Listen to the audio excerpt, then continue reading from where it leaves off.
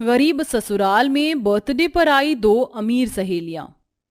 Happy birthday to you, happy birthday to you, happy birthday to you. Thank you so much Mona और रिया, तुमने मेरा birthday इतना special जो बनाया। मैंने एक्सपेक्ट भी नहीं किया था कि मेरा बर्थडे इतना स्पेशल बनेगा। बस बस बस, ये थैंक यू वाली फॉर्मेलिटी किसी और को दिखाइयो। चल अब जल्दी से केक कट कर, कब से वेट कर रहे हैं तेरे केक कट होने का। बस यार 2 मिनट, अरमान अभी आता ही होगा। अरमान का किस्सा कभी खत्म क्यों नहीं होता। अरमान तेरे लायक नहीं है। तू इतने अमीर और बड़े परिवार से है, तेरे परिवार का पूरे शहर में नाम है, और तू एक गरीब से प्यार कर रही है। अरे उसकी औकात तो तेरे घर में नौकर बनने की भी नहीं है। तुम दोनों क्यों नहीं समझती, मैं अरमान से बहुत ज्यादा प्यार करती हूँ। मुझे अरमान के गरीब होने से कोई फर्क नहीं पड़ता। मैं उसके साथ सूखी रोटी खाकर भी अपनी जिंदगी गुजार लूंगी। किंजल इतना कही रही होती है कि तभी वहां अरमान आ जाता है। Happy birthday Kinjal. सॉरी, मैं तुम्हारे लिए कोई महंगा तोहफा नहीं ला पाया, लेकिन मैं तुम्हारे लिए तुम्हारे मनपसंद फूल लेकर आया हूँ। वाह अरमान, ये फूल तो मुझे बहुत पसंद है। थैंक यू सो मच, तुमने मुझे मेरे बर्थडे पर सबसे प्यारा तोहफा दिया है। किंजल अरमान के साथ मिलकर अपना बर्थडे केक कट करती है। ये सब देखकर रिया और मोना को बहुत गुस्सा आता है और वो वहां से गुस्से में चली जाती है। अरमान एक गरीब परिवार से होता है, वहीं किंजल, मोना और रिया तीनों ही अमीर परिवार से होती हैं। अरमान के गरीब होने की वजह से मोना और रिया बिल्कुल भी अरमान को पसंद नहीं करती, लेकिन किंजल अरमान से बहुत ज्यादा प्यार करती थी, जिसके चलते मोना और रिया हमेशा किंजल को अरमान से दूर रहने के लिए बोलती थी। कितना टाइम हो गया है ना हम लोगों को एक साथ टाइम स्पेंड करे हुए। तेरे उस गरीब बॉयफ्रेंड की वजह से तूने तो हमसे बात भी करना बंद कर दिया है ना। न जाने आज तू कैसे हम लोगों के साथ आ गई। मुझे तो लगा तू आज भी अपने उस टीचर बॉयफ्रेंड को लेकर आएगी।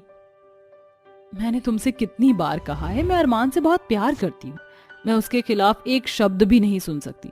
अगर तुम लोगों को अरमान से इतनी ही प्रॉब्लम है तो मैं चली जाती हूँ यहाँ से। ठीक है, सॉरी बाबा, अब हम कुछ नहीं बोलेंगे तेरे अरमान के बारे में। वैसे मैंने ये प्लान एक बहुत इंपॉर्टेंट डिस्कशन के लिए बनाया था।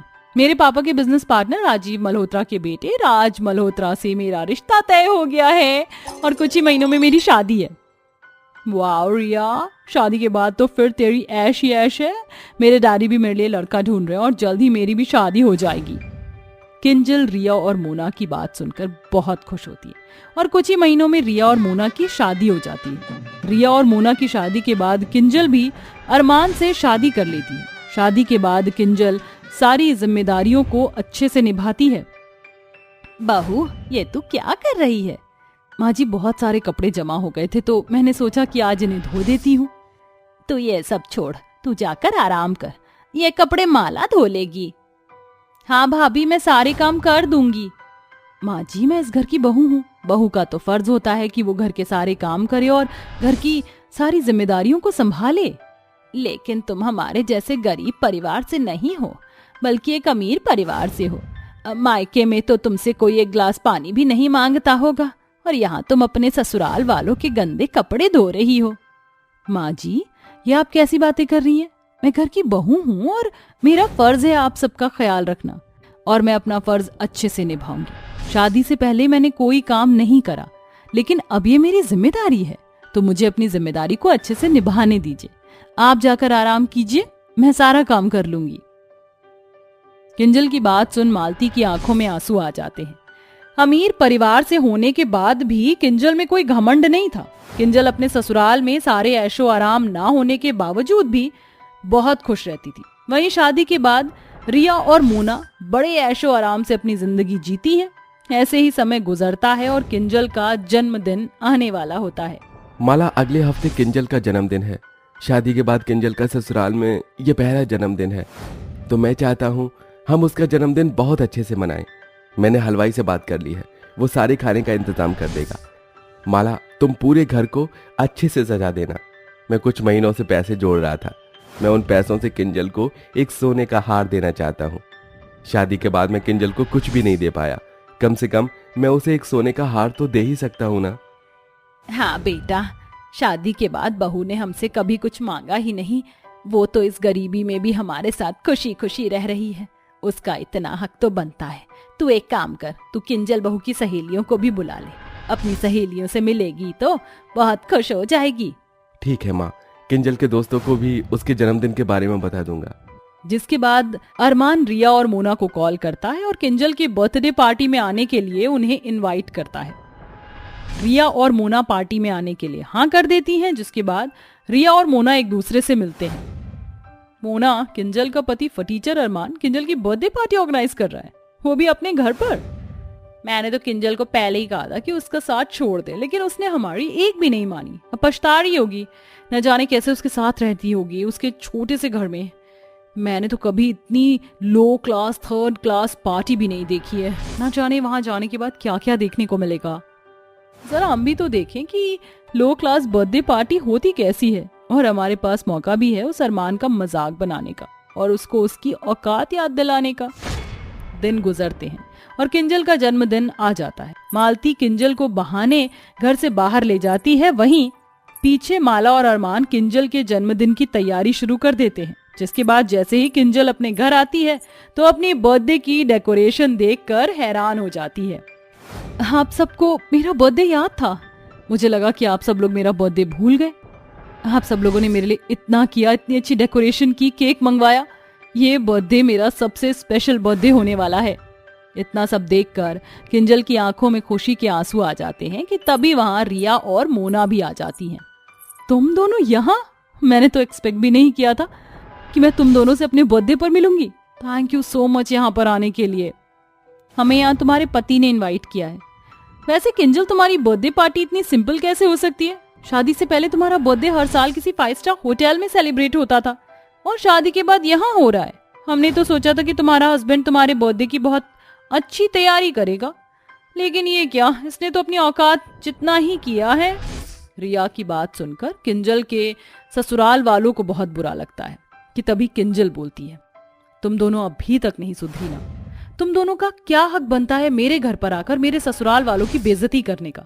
मेरे ससुराल वाले तुम्हारे ससुराल वालों की तरह भले ही अमीर नहीं है, लेकिन मुझसे बहुत प्यार करते हैं। ये लोग मुझे अपनी बहू नहीं बल्कि बेटी मानते हैं, मेरी इतनी इज्जत करते हैं। तुम लोगों को सिर्फ पैसा दिखाई दे रहा है ना कि प्यार? तुम लोगों के पति ने तुमसे आखिरी बार प्यार से बात कब की थी? तुम लोगों को ये याद भी है? तुम्हारा पति सिर्फ तुम्हें शॉपिंग और घूमने के लिए पैसे देता है, लेकिन कभी टाइम देते नहीं। मेरा पति चाहे ये सब ना देता हो, लेकिन वो मुझे प्यार और टाइम जरूर देता है। किंजल की बात काफी हद तक सही होती है, जिस वजह से मोना और रिया को अपनी गलती का एहसास होता है और वो किंजल और उसके ससुराल वालों से माफी मांगते हैं। आप सभी लोग हमें माफ कर दो। किंजल की बात सुनकर हमें हमारी गलती का एहसास हो गया है। किंजल बिल्कुल ठीक कह रही है। हम पैसों में इतना खो गए कि हमें कभी प्यार दिखाई नहीं दिया, लेकिन आप लोगों का किंजल के लिए इतना प्यार देखकर हमारी आंखें खुल गई हैं। रिया और मोना को अपनी गलती का एहसास देख किंजल और उसके ससुराल वाले उन दोनों को माफ कर देते हैं। जिसके बाद किंजल अपने ससुराल और अपनी सहेलियों के साथ मिलकर अपना बर्थडे खुशी खुशी बनाती है। सावित्री जैसे तैसे चावल पका रही थी, पर चूल्हे की आग बढ़ जाने से वो भी जल जाते हैं। हे भगवान, ये क्या हो गया? बड़ी मुश्किल से तो 2 मुट्ठी चावल बनाए थे, अब मेरे तीनों बच्चे क्या कहेंगे? ये भी जल गया। सावित्री जल्दी जल्दी चूल्हे की आग को कम करती है और गरम हांडी चूल्हे से हटाती है और अपने हाथ जला लेती है। आह, कैसे दिन चल रहे हैं। वैसे ही बच्चों को खिलाने के लिए घर में कुछ भी नहीं है, इसी में से थोड़ा थोड़ा निकाल लेती हूँ। माँ, ये क्या किया आपने? तो अपने हाथ जला लिए। माँ, आप बिना पता नहीं क्या करती हो, मैं फूंक मार देती हूँ। अरे बच्चों, कुछ नहीं हुआ, मैं ठीक हूँ। तभी सावित्री का 5 साल का युग एक पतीले में पानी लेकर आता है। माँ, इच में आप हाथ डाल लो, अब तो हाथ जल्दी आए ना, इचे हुई हुई बंद हो जाएगी। मेरा छोटा बेटा कितना सोचता है मेरे बारे में। तुम सब बैठ जाओ, मैं खाना लाती हूँ। सावित्री उन जले हुए चावलों में से थोड़े से ही चावल निकालकर अपने बच्चों को खिला देती है, जिससे किसी का भी पेट नहीं भरता है। शाम को बनाने के लिए घर में कोई अनाज नहीं था। तभी सावित्री पड़ोसी मायावती से कहती है, माया, तुम बुरा ना मानो तो मुझे थोड़े से दाल चावल दे देती। वो क्या है ना, मैं खुद भूखा रह लेती, लेकिन मेरे तीनों बच्चे नहीं रह पाएंगे। पैसे आने पर वापस लौटा दूंगी इतना राशन। अरे कोई बात नहीं, तुमने भी मेरी किसी समय मदद की थी, तो तुम ले जा सकती हो। शुक्रिया। सावित्री मायावती से थोड़ा दाल चावल लाकर घर में पकाकर अपने बच्चों को खिला देती। इतने में नशे की हालत में उसका पति कांतिलाल आ जाता है। आज चांदनी कूटेंगे, आसमान को छू लेंगे, चल धुआं उड़ा के झूम बराबर झूम झूम झूम झूम बराबर झूम बराबर झूम बराबर झूम। अरे मेरे बच्चों, लाओ सावित्री, मुझे भी खाना परोसो। खबरदार जो मेरे बच्चों की तरफ आए या खाना भी मांगा। कितना समझाया है नशा मत किया कीजिए, लेकिन नहीं, अपने तीनों बच्चों की तो आपको फिक्र ही नहीं है। कभी सोचा है कि भूखे कैसे रहेंगे? हमेशा दारू पीकर इधर उधर घूमते रहते हैं, सारी शर्म बेच खाई है। अरे इनके लिए नहीं कमा सकते हो तो क्या करोगे जीवन में? जुबान संभाल के बात कर, जानती है ना मैं तेरा पति हूँ, तमीज याद दिलानी पड़ेगी क्या? क्या मैं जुबान संभाल कर बात करूं? आपने मेरे और मेरे बच्चों के लिए क्या किया है? खाने के लिए तरसना पड़ गया है, बाहर के लोगों से हाथ पैर जोड़कर भीख मांगनी पड़ती है खाने के लिए, और आपकी इज्जत करूं मैं? तभी गुस्से से कांतिलाल अपनी पत्नी पर हाथ उठाता है। बेचारे तीनों बच्चे सहम जाते हैं। दोबारा मुझे ऐसा बोला ना तो हड्डी पसली एक कर दूंगा। इतना कहते ही कांतिलाल नशे में सो जाता है। वहीं सावित्री बहुत रोती है। तीनों बच्चे डर कर उससे चिपक जाते हैं। सुबह होते ही सावित्री काम की तलाश में चली जाती है। ये तो नशा करना छोड़ेंगे नहीं, मुझे ही अपने बच्चों का पेट पालने के लिए घर से बाहर निकलना पड़ेगा। सुनिए, मुझे काम की तलाश है। आपके घर पर कोई भी काम हो, झाड़ू पोछा या खाना बनाना, मैं सब करूंगी। आप मुझे काम दे दीजिए। ठीक है, कल से काम पर आ जाना। शुक्रिया साहब, आपका बहुत बहुत शुक्रिया। सावित्री घर में बच्चों को नमक मिर्च और सूखी रोटी खिला देती है और काम पर चली जाती है कि बीच रास्ते में उसे सूखा पेड़ मिलता है। ये पेड़ कितना बेजान हो गया है, मैं इसमें पानी डाल देती हूँ। फिर सावित्री रोज आते जाते उस पेड़ को पानी दिया करती थी और काम पर जाया करती थी। एक दिन कांतिलाल बहुत देर तक सावित्री को ढूंढता है। बच्चों से पूछकर वो उसके काम की जगह पर आ जाता है और तमाशा करता है। इस वजह से सावित्री के हाथों से वो नौकरी भी जाती है और कोई भी उसे नशेड़ी पति की वजह से कहीं पर भी काम नहीं देता है, जिस बात से वो बहुत परेशान होती है। बच्चों को खाना खिलाने के लिए घर में कुछ नहीं होता। वो पड़ोसियों से खाना मांगती है, लेकिन इस बार वो भी उसकी कोई मदद नहीं करते हैं। हे भगवान, अब मैं क्या करूं? बच्चों को खाना कैसे खिलाऊंगी?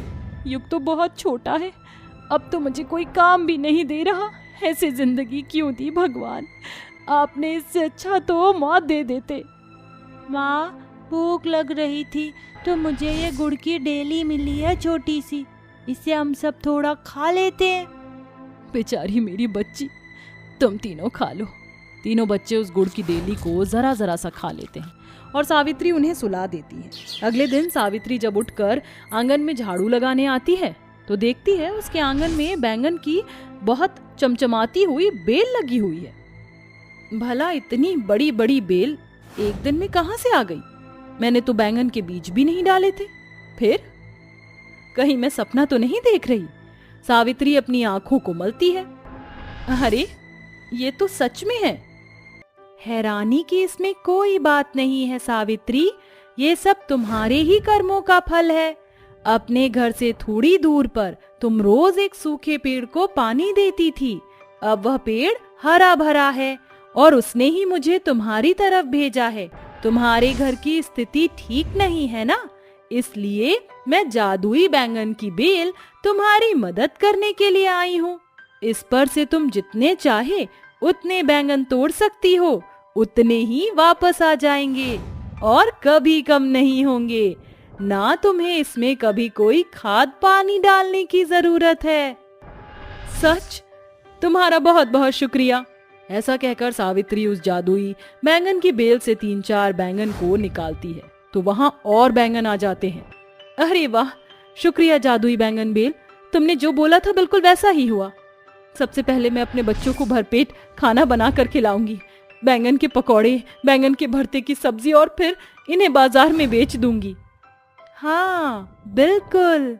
सावित्री बैंगन को तोड़कर घर में ले जाती है और बैंगन के 3-4 स्वादिष्ट खाने की चीज बनाकर अपने बच्चों को खिलाती है, जिसे खाकर वो कहते हैं, अरे वाह माँ, ये तो बहुत अच्छे पकौड़े हैं, मुझे और दीजिए। हाँ बेटा ले। माँ मुझे तो आपके हाथ का बैंगन का भरता बहुत अच्छा लग रहा है, एक रोटी और दीजिए और सब्जी भी। मुझे भी माँ। बच्चों को खाना खिलाने के बाद सावित्री अपने आंगन में से जादुई बैंगन के बेल से बैंगनों को तोड़कर बाजार बेचने जाती है।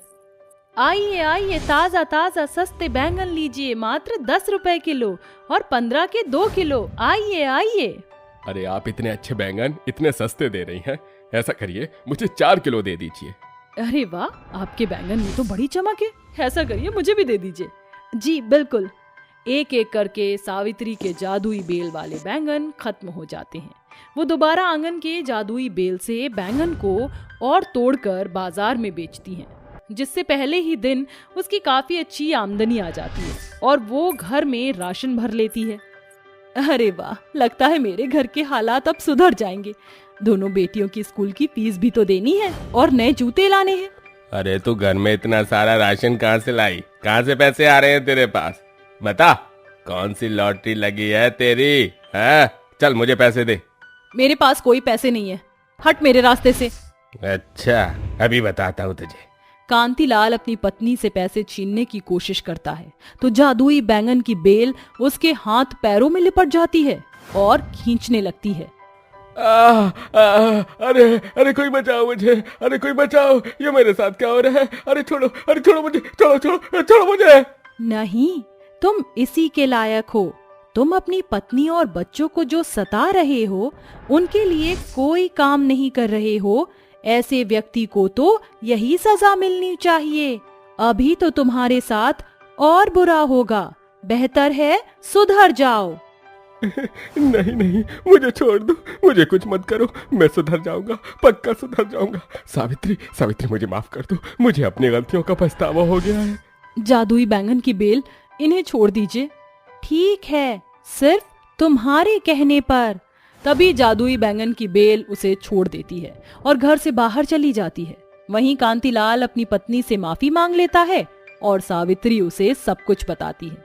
इस तरह सावित्री रोज जादुई बेल से बैंगन को तोड़कर मंडी में बेचती है, जिससे धीरे धीरे उसकी आमदनी बढ़ जाती है और कांतिलाल भी नशे का सेवन करना बंद कर कारखाने में काम करने लगता है, जिससे उन सब का जीवन सुधर जाता है और वो सब खुशी खुशी रहने लगते हैं। तो दोस्तों, हमारी इस जादुई बैंगन की बेल के बारे में आपका क्या कहना है? और अगर आपको भी ऐसे ही जादुई बैंगन की बेल मिलती तो आप क्या करते? हमें कमेंट करके जरूर बताएं।